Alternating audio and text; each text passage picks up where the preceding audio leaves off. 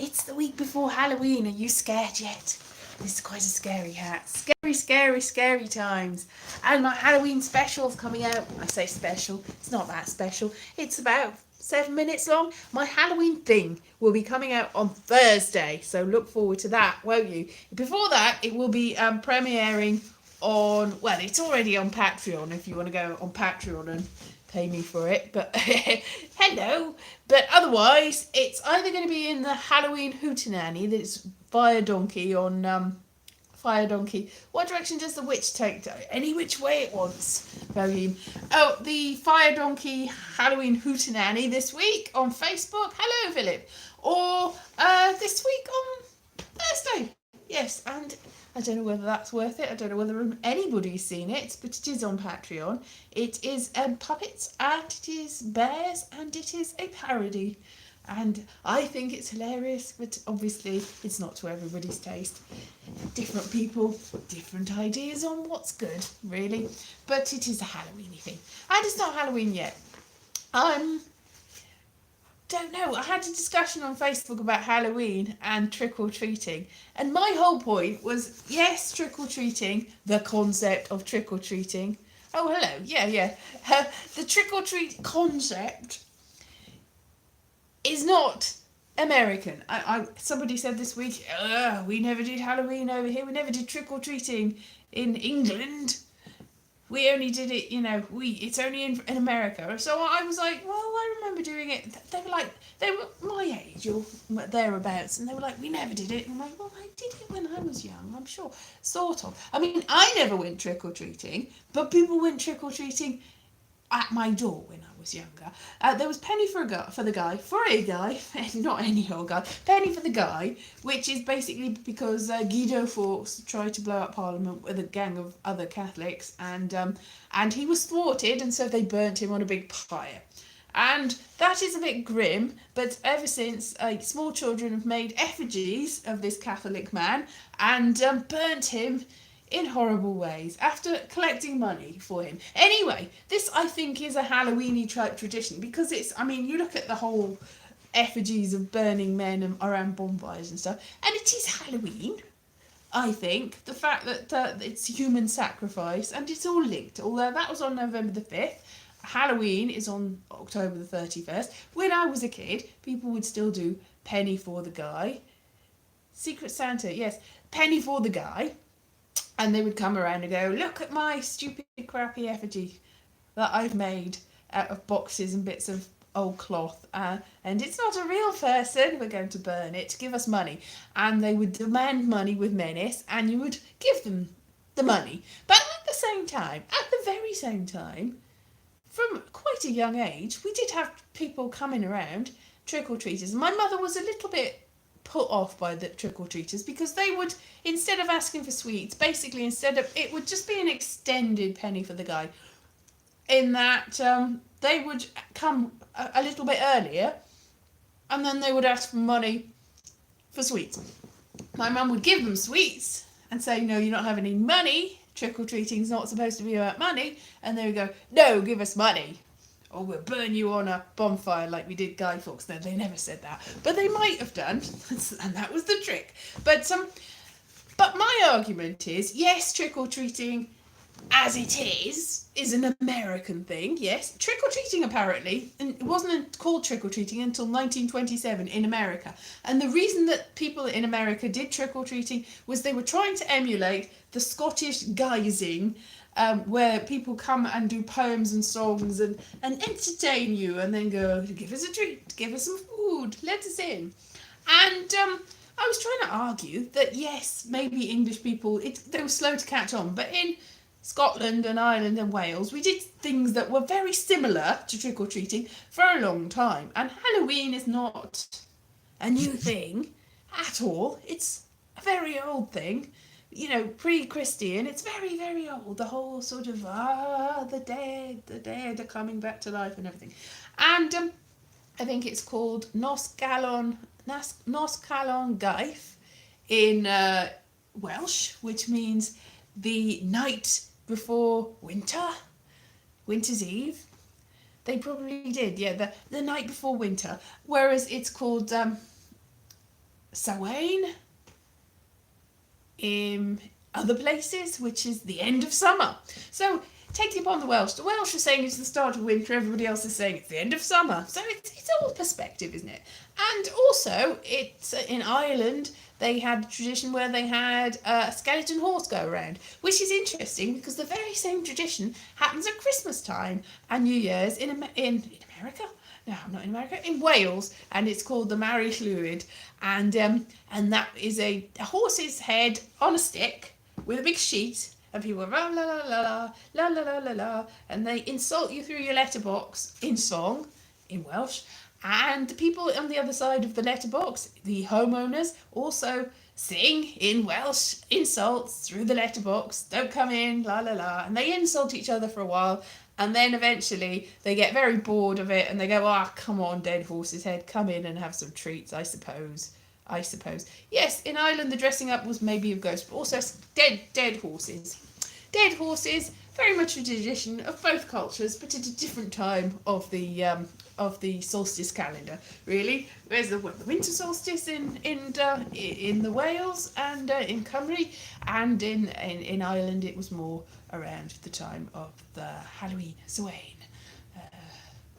Nos Calon Gaeth, and whatever it is in Scots, Gaelic, don't know.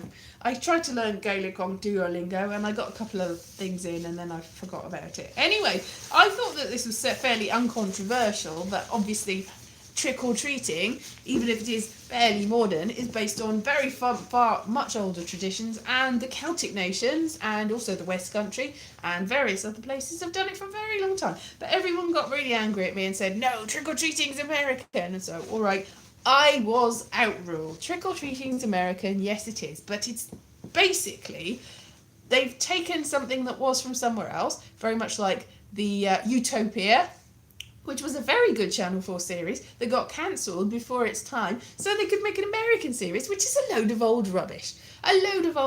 So very much like that, they took it and they turned it into, and then they said, we created this. The person that created it, based on Dennis Kelly's version of Utopia, and then they made it rubbish. And then it comes back to Britain and everyone goes, that's not anything to do with us.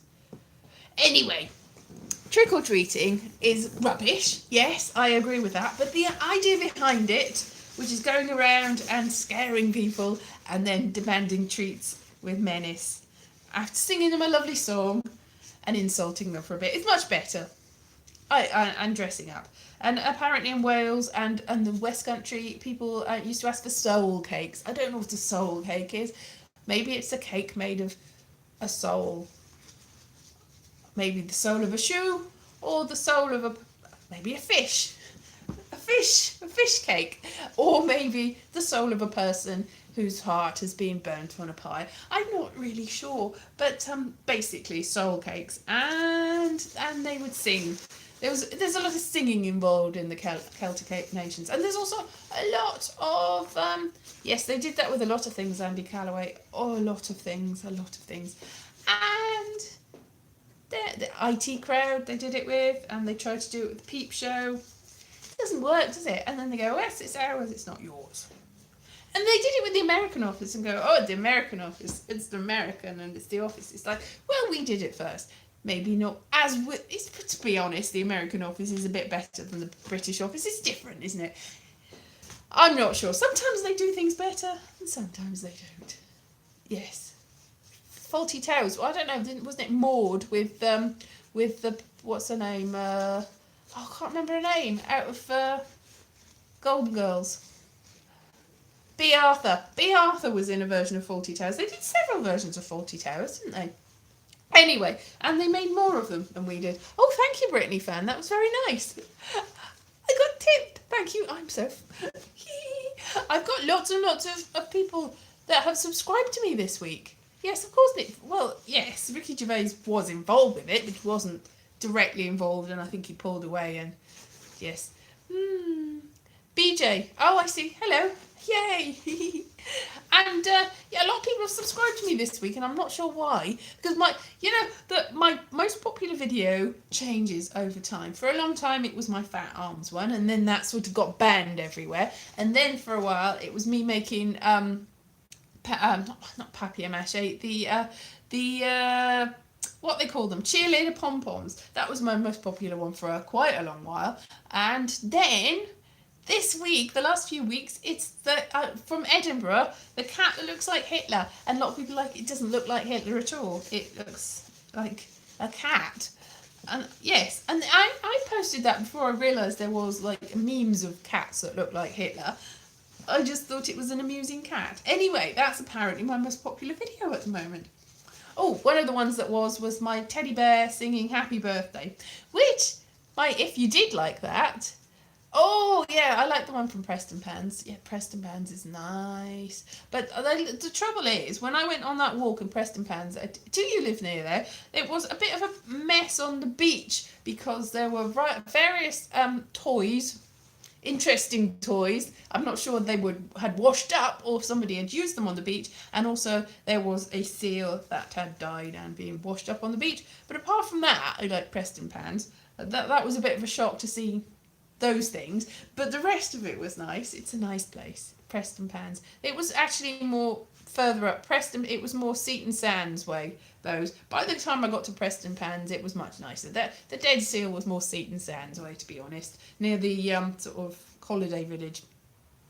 Those people in the holiday village are probably responsible. They probably hit the seal with the toy. That's a bit grim. Yes, let's move on. Move on. Very Halloweeny though. Very Halloweeny. Anyway, yes, I've got friends that still live in that area, and it's a lovely area. It is not. I like it there. And yeah. And then I'm moving on. What was I saying? Oh, my teddy bear singing Happy Birthday. He or she, the teddy bear, I suppose it's got no gender, it is a teddy bear, is featuring in my Halloween special. One of many. There's 3 bears and 2 puppets. Because I did make several puppets in May. You can go and see the puppets.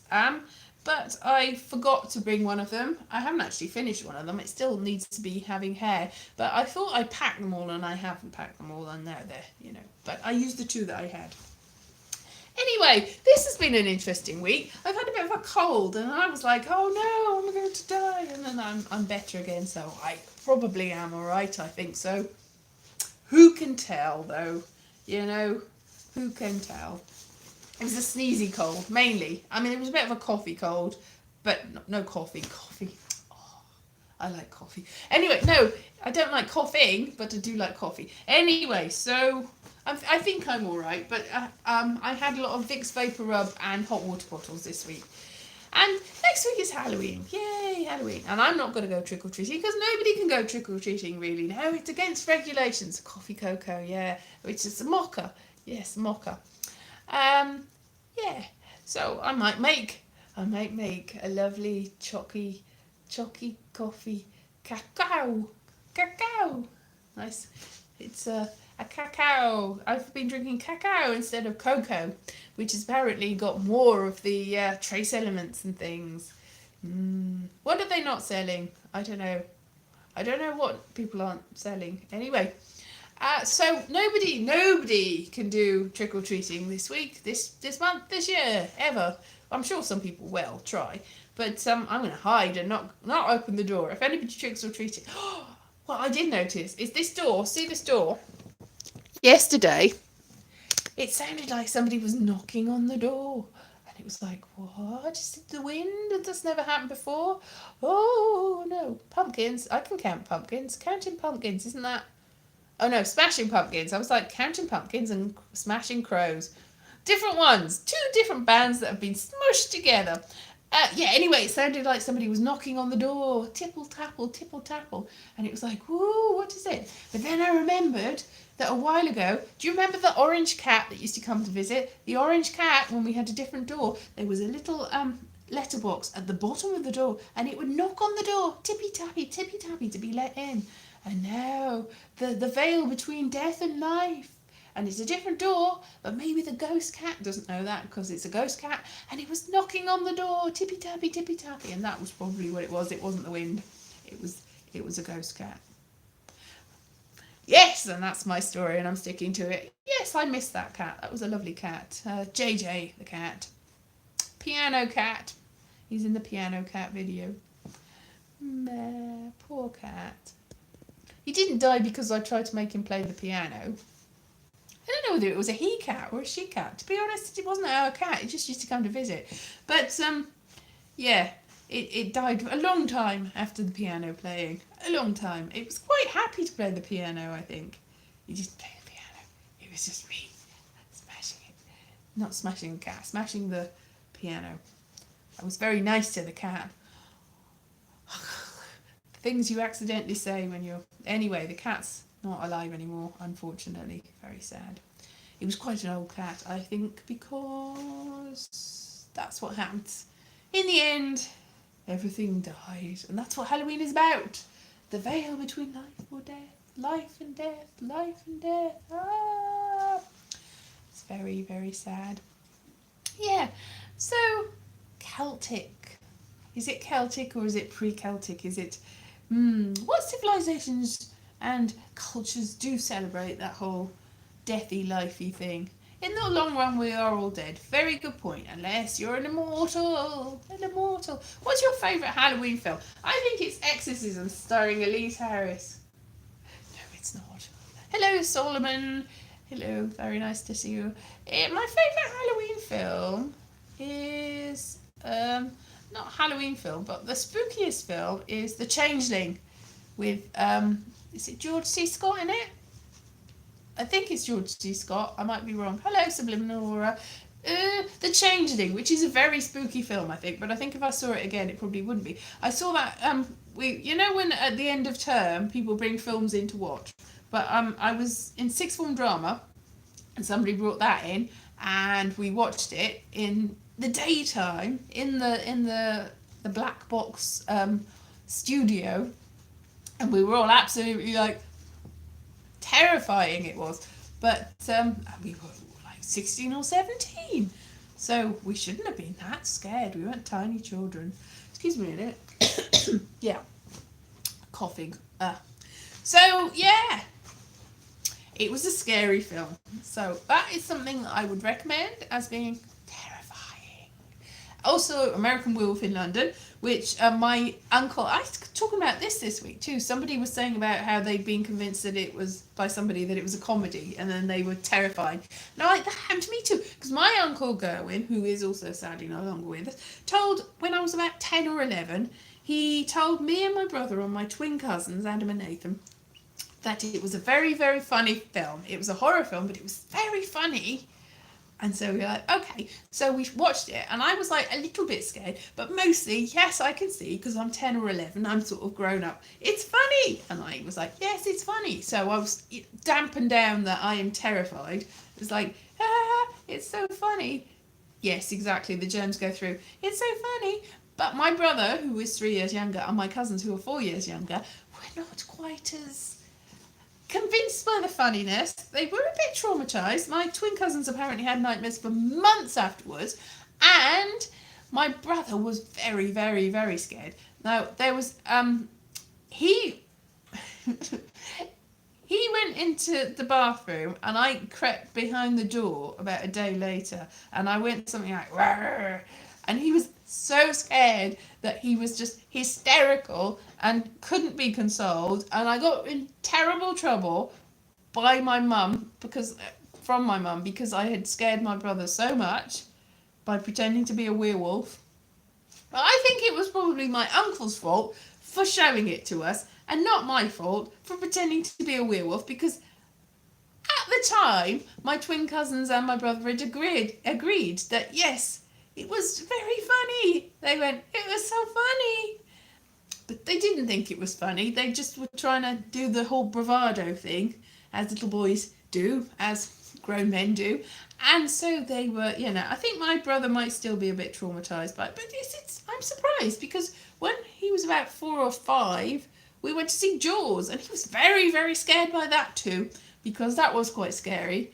And when the big Jaws thing came out, because they used to like show older films. I mean, it wasn't out. It wasn't like out for the first time. I think it had been out for a while. But at the local cinema in Pontypool, they used to show like double bills, and then they showed a cartoon and like little documentaries. It was a great cinema, tiny, because that's what in independent cinema they can do that. They can show a new film and an old film, and then a little documentary and a cartoon and everything, and you all for one, the price of one. And it was like, yeah, that was good. Anyway, we saw, I don't know what the other film was. It was probably Candleshoe with Jodie Foster and Jaws, because they would make a perfect I don't think that they were showing those as the double bill, but I do remember seeing Candleshoe as a double bill with something else.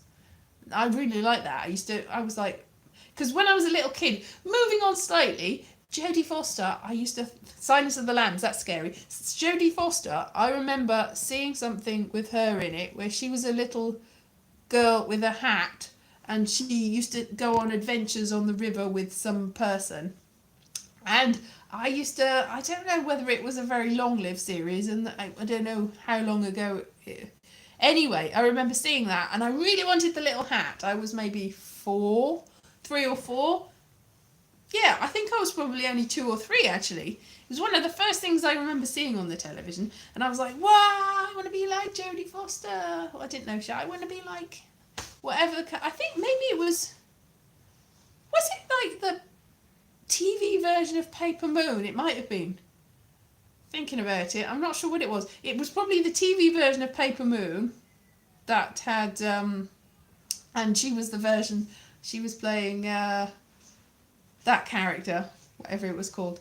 And, yeah, Candleshoe. And also, another scary film, children's film, Disney film, but still scary film, is Watcher in the Woods. That absolutely terrified me when I was a child. Watcher in the Woods with Betty Davis and a blonde person who I think might have been in a skating film as well. I think she was a professional skater. And also Frances Chuka, who is a friend of mine who unfortunately passed away earlier this year. I went to a funeral. She was also in Friday Night Dinners as Nice Grandma. She's in that as one of the friends of the person that disappears in it, and she's the grown-up version of the friend of the child that disappeared in it. Anyway, that's probably given away too much of the story, but that is a scary film, and there's 3 or 4 versions of it. There's a really scary version, there's a not quite so scary version, there's a version that makes no sense at all. There's different endings, and it's like, I've seen all of them, and it's like some of the endings are just like, what was that? And some of them like, yeah, scary, and some of them like, happy ending, la la la la la la. Alien's a scary classic, yes, that's true. Other things that are scary. Scary movies. There are scary movies. Rosemary's Baby's quite scary. And but that's Roman Polanski, isn't it? So probably don't condone watching a Roman Polanski film. Knowing Roman Polanski's. The Fearless Vampire Killers as well was a very good film. But I know somebody that worked in the sound department of that.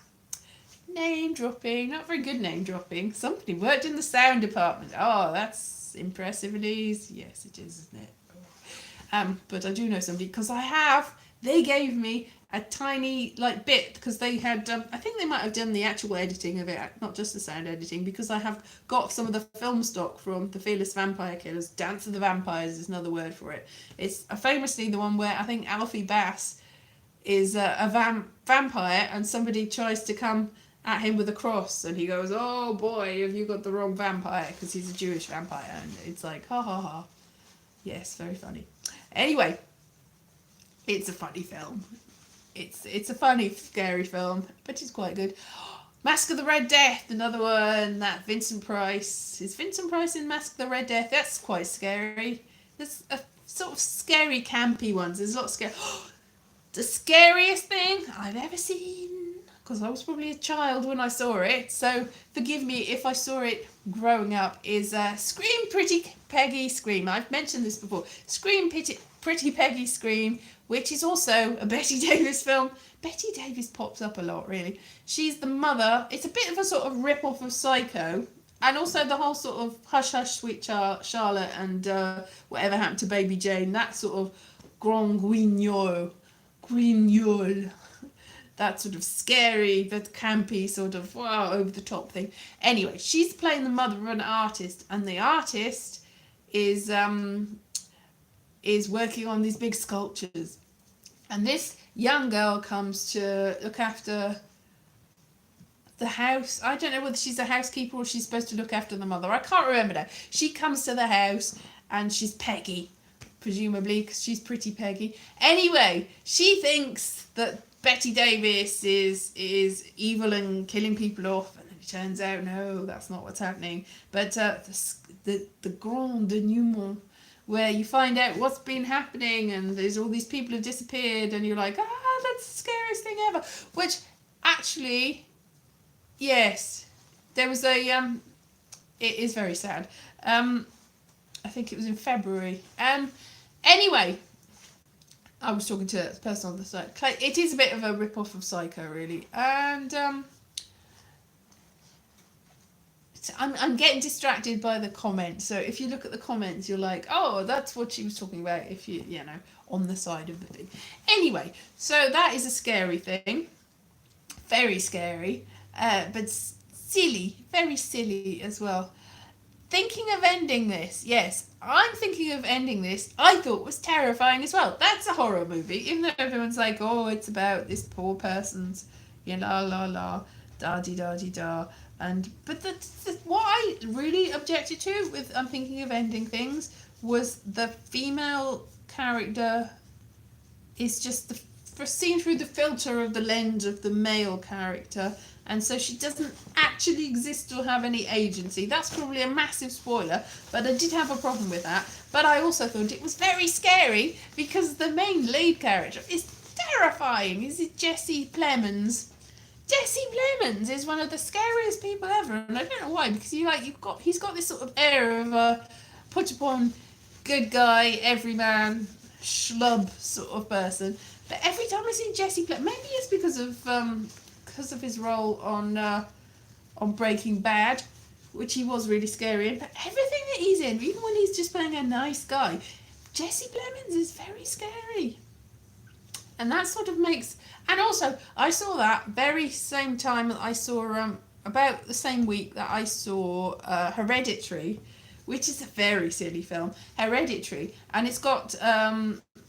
what's her name out of Muriel's Wedding in it? That woman, I can't remember. Anyway, she's in both of them, so it feels like it's the same film as Hereditary, which is a very, very, very silly film. There's a bit of crossover.